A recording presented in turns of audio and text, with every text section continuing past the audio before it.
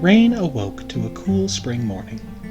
Thunder was watching quietly over the pups, who ran around outside the den. She set out alone to hunt and check on the territory out by the strange town, maybe even looking for a rendezvous site she suspected existed near there. Along the way, she encountered a tall structure. She found a human object at the base, which she nosed curiously before investigating the tower. There wasn't anything of note about it, but her bold, curious nature brought her up to the top anyway. She didn't appreciate the view, nor was she curious about anything inside, but she nosed about briefly before she headed back down. Continuing what we believe to be west, she encountered a herd of elk just outside the town. She found a weak cow and easily took it down. She called Thunder over to fill his belly and bring some back for the pups. Their meeting was brief before he returned home. As Thunder left, she headed back into the town, but halted as she crossed paths with another elk, running in terror but perfectly still, seemingly frozen on an invisible track. She made note of this and moved on.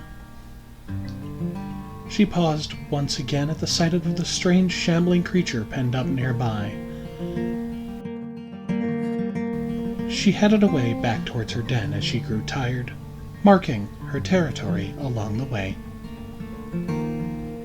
Thunder had already fed the pups, and she spent some time with them before heading to sleep.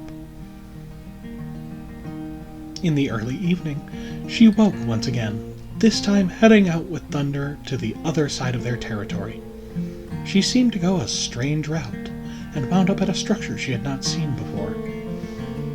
As she drew near, she caught scent of another pack, one she hadn't smelled before. She quickly investigated the structure before leaving their territory. She took a long sniff, familiarizing herself with this previously unknown pack, the Van Winkle pack. She took Thunder and continued her loop of the territory. Or so she thought. She passed into new territory after new territory, claiming each as she went. She began to worry that she was venturing further and further into the unknown. Until she saw a familiar sight, the steep cliffs through which the river in the town runs down. She excitedly ran towards this familiar place before... No, this too was unclaimed, and these walls are much too high.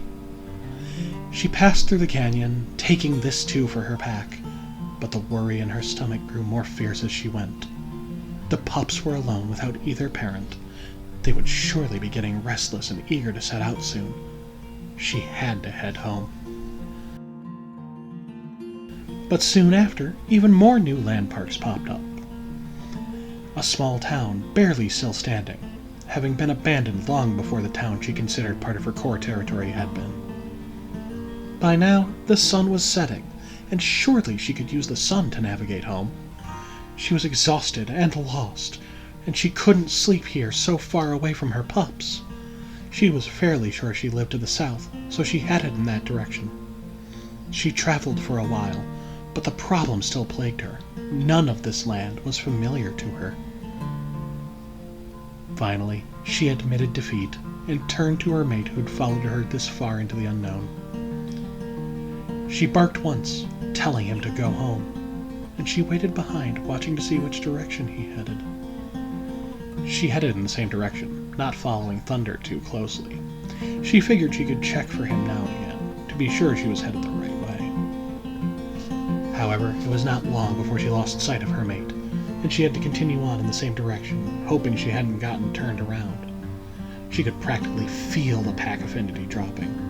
She knew she had to get home, and fast. She stopped marking territory along the way. The racing of her heart was too strong. She needed to be home now. She passed empty spot after empty spot until eventually, miraculously, she reached something familiar. She kept going, racing over the hill until she finally saw something she recognized. Joy, and then despair as she realized how far from home she still was. She silently hoped her pups would stay put a little longer as she jogged as fast as she could in her tired state towards home.